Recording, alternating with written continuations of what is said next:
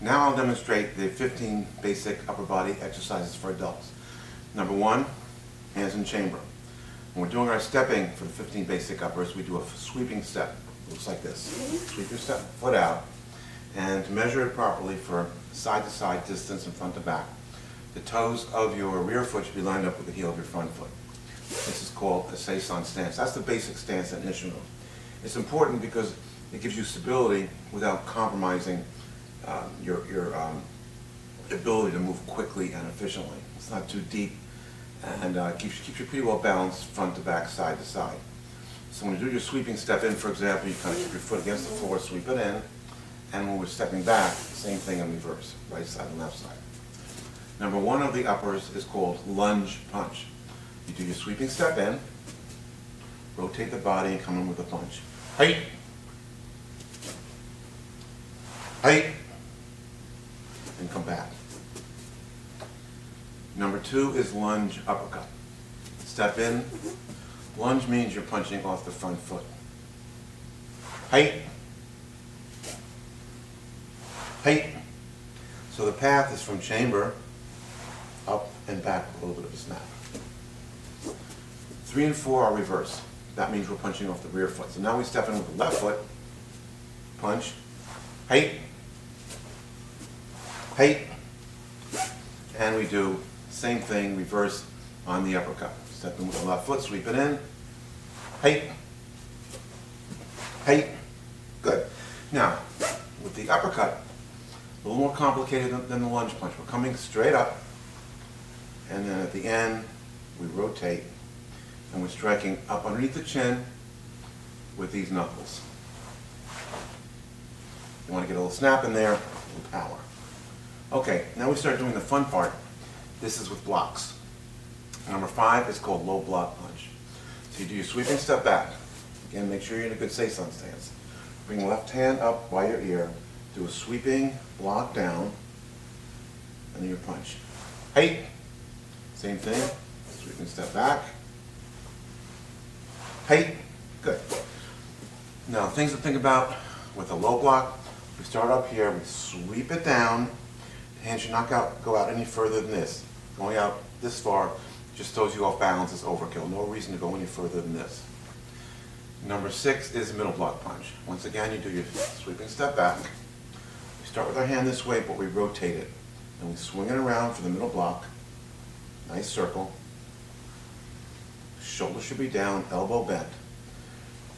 The wrist should be about the same level as your shoulder, and you do your punch.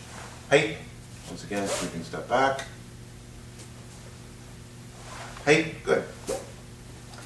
Now, middle block is the same for middle knife hand block or regular block. Number 7 is middle knife hand block, nuki-te. Middle knife hand block just means your hands are open in the shuto position. Nuki-te is for a fingertip thrust. So what you do is you do your sweeping step back.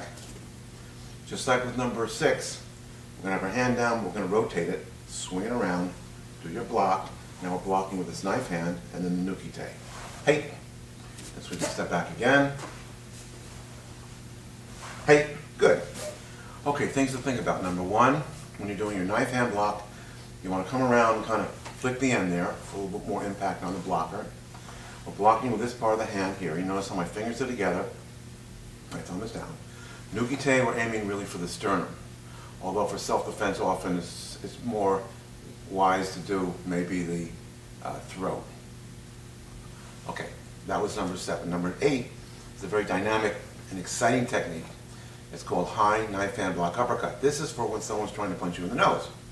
So you do your sweeping step back, do your high knife hand block, and then you'll be doing the uppercut. So what's happening is you do your block and you'll be pulling the person in down to you as you do the uppercut.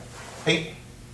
So you kind of picture that where you're blocking the person and you're pulling them and you're blocking, grabbing the hand, pulling them into you, height, and you nail them with the uppercut. Okay, that's number 8. Number 9 is a simple technique. It's called high block and just a regular punch. So you do your step back, do a regular high block. High block is just like this. Come up, straight up over your head, sweep it up, and just a regular reverse punch. Height. Place your feet. Height. Good. Now number 9 is really a setup for number 10. Number 10 is the same thing, but we're going to add one little tiny detail. It's called back fist. So what's happening is the person's punching in, you're stepping back, you deflect the punch to your nose with your high block, and then after it's deflected, you swing it around, snap the back fist into their face, height, and then you finish it off with the punch. Once again, you're stepping back, blocking, back fist, height, good. That's number 10. A very interesting technique. 11 and 12 are pretty easy. They're called low block and middle block 5 punches. So you do your sweeping step in now. Now we're moving forward instead of back. You do your block, low block, and 5 punches. Height. Height.